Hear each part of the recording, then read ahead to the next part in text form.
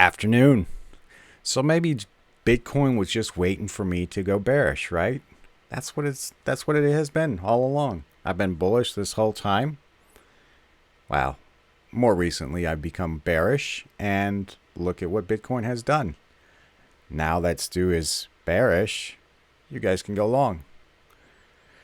Anyways, Bitcoin can be frustrating. And I warned about this head fake potential last Friday.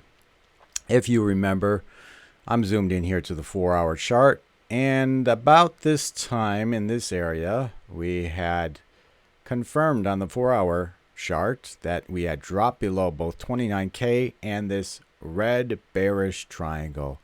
And I thought to myself, well, we are going to drop farther. All right. But there is that potential of a head fake. And I did zoom out to the daily here, and I'm going to do that again. I pointed out the last time we had this head fake was this descending wedge here. All right, very bullish sign. We had a bullish descending wedge.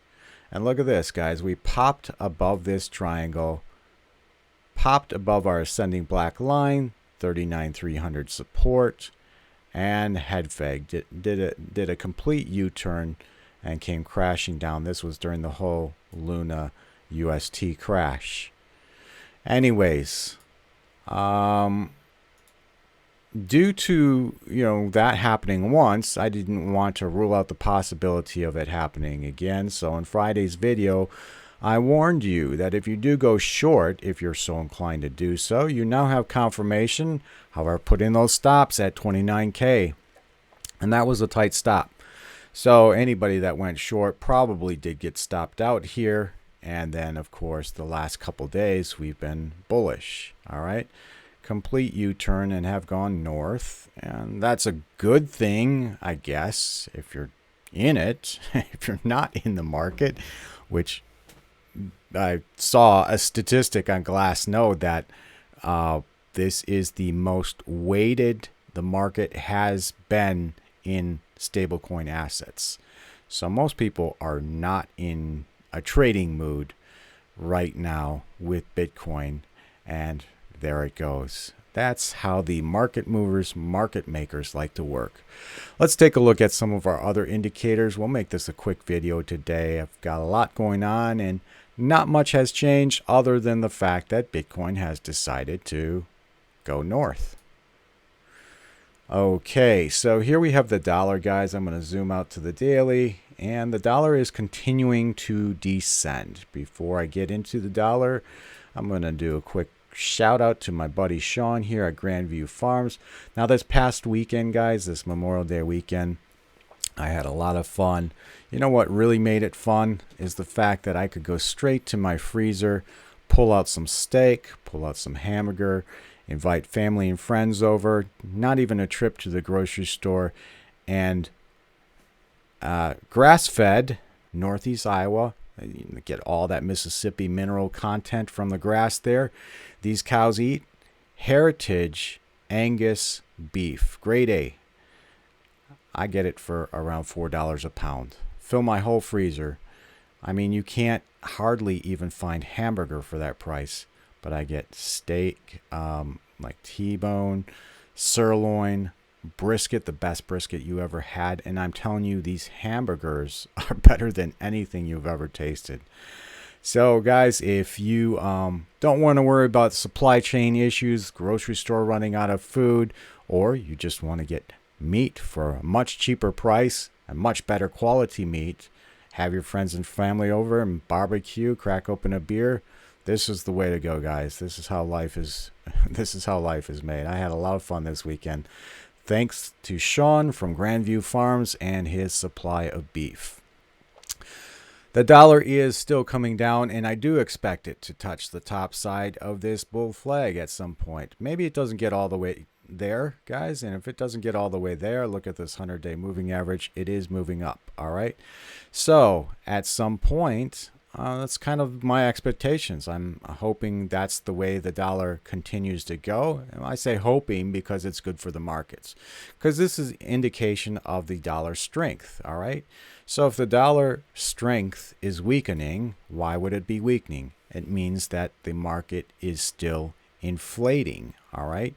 And that inflation factor has to be priced in. All right. And that's going to take the markets up versus down. All right. Dollar weakening is good for the market prices. I'm not saying it's good for the macroeconomic view. Please don't misunderstand me.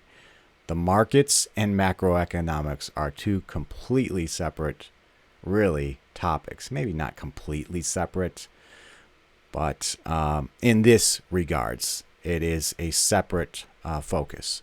So the dollar weakening will be factored in as an inflationary factor to the market prices, thereby increasing prices, which of course spills over to crypto. And that's why I always like to point this out. I always forget the camera's up there. I'm looking at myself on another screen instead of at the camera, and I need to get in the habit of looking at the camera.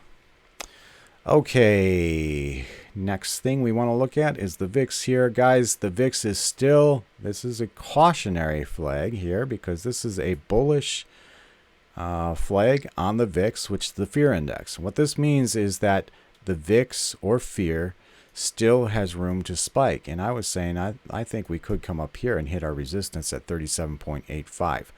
So here leaves a lot of room for some new fear campaigns to be drummed up by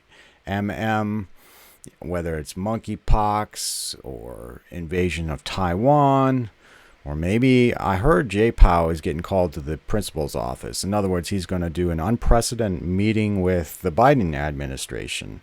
What comes out of that, nobody knows.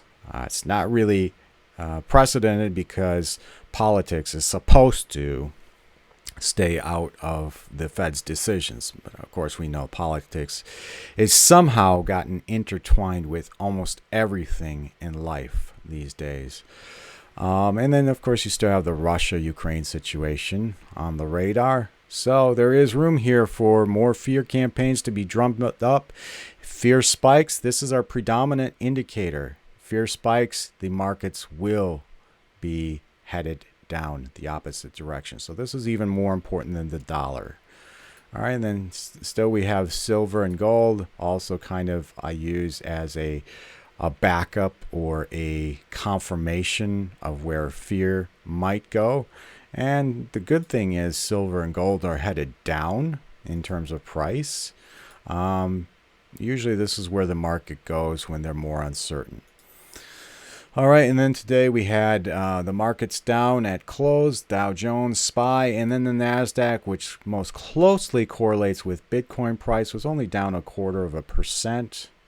What is Bitcoin? Bitcoin is breaking even right now. All right, what I found odd, maybe a little bit suspicious, was on Friday. Do you remember the NASDAQ was up 2.5%, something like that, while Bitcoin was down 4.5%. So we have some big players in the crypto space, and this does include institutional investors. And Bitcoin used to be a very, how do I say it, honest reflection of these technical indicators.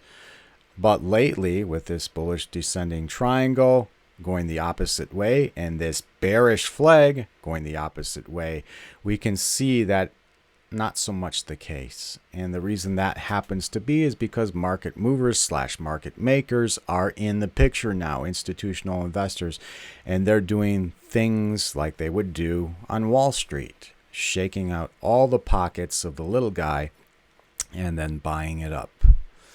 And that's just the way it goes, guys. So we have to be as careful as ever in entry into this space. The total market cap, this is the total crypto cap. You can see this head and shoulders pattern has played out perfectly. We have reached our target down over here. I drew this some time ago. Reaches exactly a support I had drawn. That comes all the way back over here again in, well, not again. Started this in February of 21.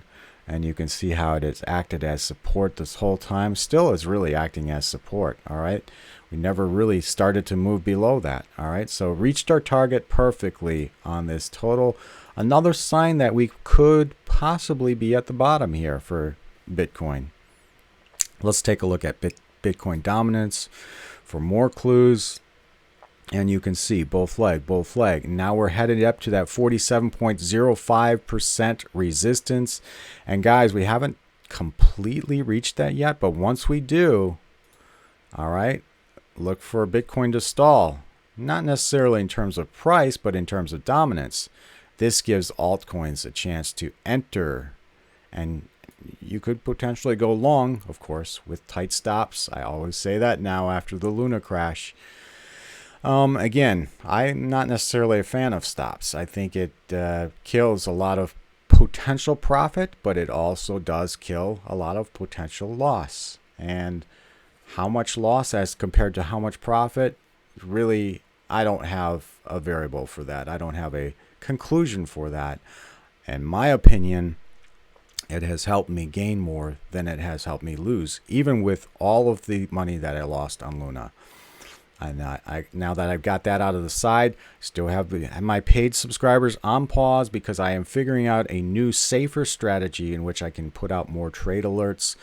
But I also have work that I have to do and family life, and it's summer vacation here. Got a lot of vacations planned and such, so it may be a little bit of time. Guys, bear with me, but you're not getting charged during this time that I have off. You're not getting charged. Your paid subscriptions are on pause until I figure it out. And even after I figure it out, I'm going to leave them on pause until I'm absolutely sure I'm making profit and everybody else is making profit along with me. One more thing I wanted to point out here on the Bitcoin chart before I move along is I had a resistance drawn out here on the Bitcoin Bittrex chart. See this purple trend line? You can see it clearer because it's less noisy. I had started that all the way back here in December of 21, all right, or 20, and it has acted as support. And that price is reflected at, what is the price there for that support? 32,000. It should show over here, but it doesn't. Okay, 32,150-ish. All right, so I drew that in on my other chart as well, just so we have that. And you can see we came right up into that resistance. The last 2 days have not been able to conquer that, so that is significant. Watch that, because Bitcoin may come back down and test previous resistance, which would now act as support before proceeding further up. And again, I see a lot of resistance up ahead of us, especially this whole black ascending trend line now. Don't think we're going back over the top of that before we possibly even go lower. Remains to be seen. All right. But again, you're going to have a lot of volatility in the next few days / weeks as the market movers attempt to shake out even more. In fact, this move up here might just be shaking out all the shorts. All right, a lot of people probably did go short below this triangle and this support of 29,000. Market movers are not dumb. They know that, and so they may have taken a look at that and said it's time to buy this price up, shake out all those shorts. That's exactly what happened. Another chart I have here is the Bitcoin CMA futures on the daily. You'll notice here we have a gap right around 36,000. 95% of gaps tend to be filled sooner or later, often more sooner than later. So that's something we have to keep an eye on as well. So Bitcoin, it could come back down and test that support before heading back up. And if it heads back up, maybe 36,000 is our resistance before heading back down. All right. And why I say 36,000 is because of that Bitcoin CME futures gap right there at 36,000. We have to pay very close attention to that. All right. And final chart here I want to take another peek at is the NASDAQ 100 stocks above the 200-day moving average. Why do I want to take a look at this? One more time, guys, for those of you that missed my last videos, every time we have hit this 15.96, which is 16% of NASDAQ 100 stocks above the 200-day moving average, or 7.5% of the NASDAQ 100 stocks above the 200-day moving average, we have had market capitulation and sort of a V recovery. All right, every time. Now there is another level here that I haven't drawn just because it's not significant for us. We're below that. But all of these guys, all these have indicated market capitulation. All of these areas. All right. And so here we are again. Could we be at or near a bottom? Because of this, I'm going to say yes, we could be. But still have room. And that is the cautionary tale, as always. We still have room to go further.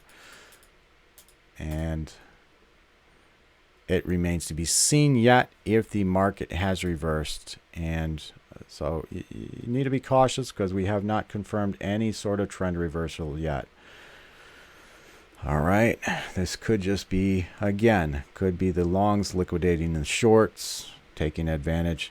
Another thing here real quick before I jump off this video is the RSI. Notice this RSI. All right, we have come back above this purple trend line as well as our 47.05 resistance. That's a good sign. So we could come back down and still have room to rest on top of that resistance point before we proceed further up to the 36,000 mark.